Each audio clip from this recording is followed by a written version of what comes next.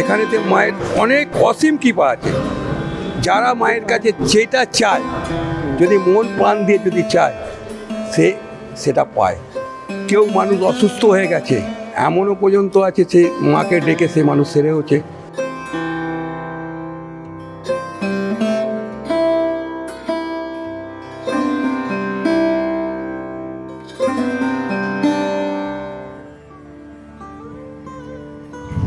এই মুহূর্তে আমরা দাঁড়িয়ে রয়েছি হাওড়ার ইছাপুরে, এমন একটি এলাকা যেখানে দাঁড়ালেই নাকে আসে কলকারখানার গন্ধ, কান পাতলেই শোনা যায় লোহার ওপর হাতুড়ির ঠুংঠাং।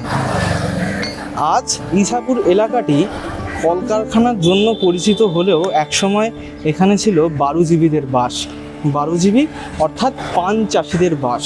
এই গ্রামে একসময় যে সমস্ত লোকজন থাকতেন তারা সকলেই ছিলেন পান চাষি। সেই পান চাষিদের হাত ধরেই এলাকায় প্রবেশ ঘটে দেবী সমীচণ্ডীর, হাওড়া শহরের অন্যতম জাগ্রত এবং জনপ্রিয় মাতৃপ্রতিমা, যিনি পূজিতা হয়ে আসছেন 350 বছরেরও বেশি সময় ধরে। কিভাবে দেবীর আগমন ঘটলো এলাকায়, এর পিছনেই বা রয়েছে কি ইতিহাস, আজ সেই ছবিই রইল আপনাদের সামনে।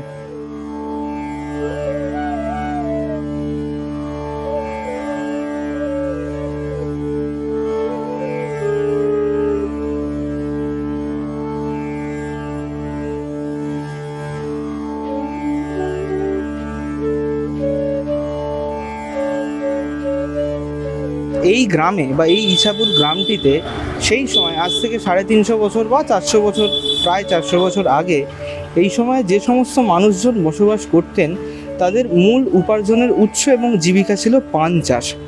সেই পান চাষ শমী-পোকার আক্রমণে ক্ষতিগ্রস্ত হতে শুরু করে। শমী-পোকার আক্রমণে পান চাষিদের মাথায় হাত পড়ে যে এই ধরনের পোকার আক্রমণ চলতে থাকলে কি করে তারা নিজেদের জীবিকা টিকিয়ে রাখবেন, কীভাবেই বা অর্থ উপার্জন করবেন।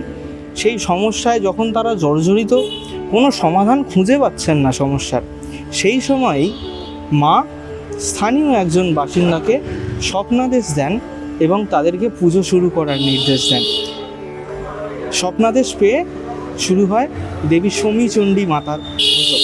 শমী পোকার আক্রমণ থেকে বাঁচাতে যে দেবী চণ্ডীর রূপের পুজো হচ্ছে তিনি দেবী সমীচণ্ডী।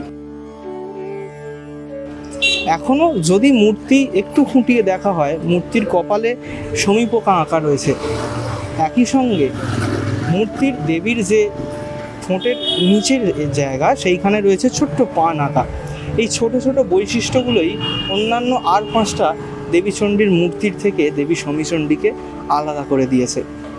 তা আমাদের এই এলাকায় পুরো পান বড় ছিল।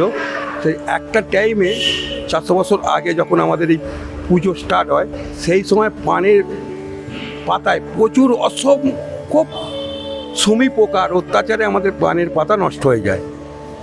তখন আমাদের পানের পাতা নষ্ট হয়ে যায়, দেশে গ্রামের মধ্যে হাহাকার লেগে গেছে যে এত পান যদি নষ্ট হয়ে যায় তাহলে আমাদের তো রুটি রোজগারের প্রভাব পড়ে যাবে।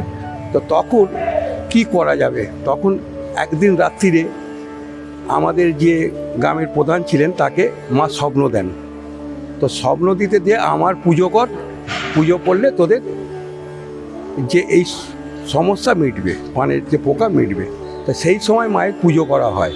তখন আমাদের দেখা গেছে কিছুদিনের মধ্যেই আমাদের সেই সমস্যা মিটে গেছে, সমস্ত পোকা চলে গেছে। মায়ের পুজোয়, মায়ের আরাধনায় সমস্ত পোকা চলে যায় এবং সেই থেকেই আমাদের মায়ের পুজো স্টার্ট। এবং আস্তে আস্তে যত দিন যায় পুজো আস্তে আস্তে বড় হয়। এখানেতে মায়ের অনেক অসীম কৃপা আছে। যারা মায়ের কাছে যেটা চায়, যদি মন প্রাণ দিয়ে যদি চায়, সেটা পায়। কেউ মানুষ অসুস্থ হয়ে গেছে, এমনও পর্যন্ত আছে সে মাকে ডেকে সে মানুষ সেরেওছে। ব্যবসায় ক্ষতি হোক, তার ছেলের শরীর খারাপ হোক বা কারোর কোনো শরীর খারাপ হোক, মায়ের কাছে মানুষকে মা ভালো। আমাদের সরস্বতী পুজোর দিনকেই বাঁশের বাঁশ কাটা হয়, ওই দিনই মা আমাদের বসেন। যে বাঁশ কাটা, হ্যাঁ, বাঁশের শুরু হয়ে যায় আমাদের মায়ের আরাধনা ওই দিন থেকেই শুরু হয়ে যায় বাঁশ কাটা। প্রথমেই পুজোয় গণেশায় নেব। তো আমাদের সবচেয়ে ওপরেই উনি রয়েছেন গণেশ, যার জন্যে ওনাকে গণেশকেই প্রথম ওপরে রাখা হয়। তারপরেই আছেন দুটো সখী, তারপরে দুটো লক্ষ্মী আছে, দুটো সরস্বতী আছে, দুটো জগদ্ধাত্রী আছে, নিচে মায়ের দুটো মেয়ে আছে, জয়া বিজয়া। মায়ের পাশে মহাদেব, মানে আমার এদিক থেকে বাঁ দিকে মায়ের মহাদেব, ডান দিকে দেবরাজ ইন্দ্র। নিচে মায়ের বাবা বসে আছেন মুনিরাজ, যেটা দাঁড়িয়ে করে আছে মুনিরাজ। মায়ের একদম কোলে বসে আছেন, কোলের নিচে মুনিরাজ। তার এদিকে আছেন ব্রহ্মা, মানে ডান দিকে, বাঁ দিকে আছে বিষ্ণু, এবং রাম ও লক্ষ্মণও রয়েছেন, এবং আমাদের সখীরাও আছে। আমরা নিজেরা মনে করি যে আমরা এই জায়গায় এই মায়ের সন্তান, যে আমরা মাকে ডাকলে আমাদের সমস্ত বিপদ আপদ মাকে ডেকেই, সকালবেলা মাকে যদি আমরা নমস্কার করে বেরোই, আমাদের মনে হয় সেই দিন আর কোনো বিপদ থাকে না, মানে কোনো প্রবলেম যে হয় সেই জিনিসটা হয় না আমাদের। আমরা ঠিক মায়ের নাম করে আমরা বেরিয়ে যাই। যখন আস্তে আস্তে শ্রাবণ মাস আসতে থাকে, তখনই আমাদের মধ্যে একটা, আমাদের নিজেদের চোখে জল এসে যায়, যার মা চলে যাবে। সবাই আমরা দেখো, আমরা সবাই মিলেমিশে মায়ের কাজ করি। আমাদের এখানে কেউ পড়বো না এই বক্তব্যটা মায়ের জন্য নেই। সবাই আমরা মিলেমিশে কাজ করি, সবাই মিলে আমরা মায়ের সেবা করার চেষ্টা করি।